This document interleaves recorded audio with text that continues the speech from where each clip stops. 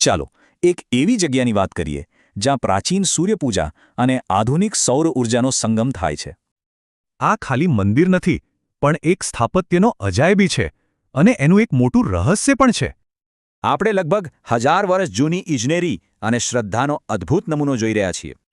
ઈસવીસન 1026માં બનેલું આ મંદિર એક ખાસ હેતુથી બનાવવામાં આવ્યું હતું.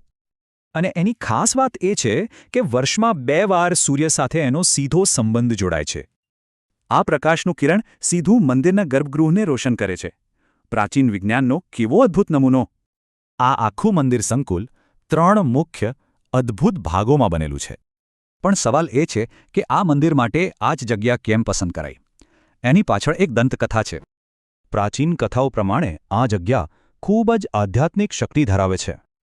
પૌરાણિક કથા મુજબ સત્યયુગમાં અહીંના લોકો ડરમાં જીવી રહ્યા હતા.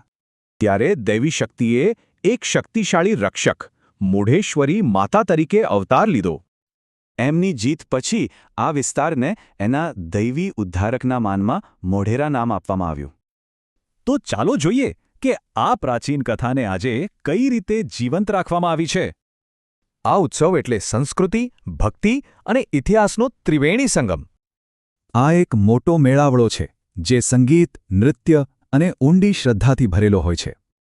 અને આ શો મંદિરની પ્રાચીન દિવાલો પર એના ઇતિહાસને અદ્ભુત રીતે રજૂ કરે છે. સૂર્ય પ્રત્યેનો આ આદર હવે એક અનોખા રૂપે વિકસ્યો છે. આ સૂર્યને માન આપવાલી પ્રાચીન પરંપરાનો આધુનિક વારસો છે.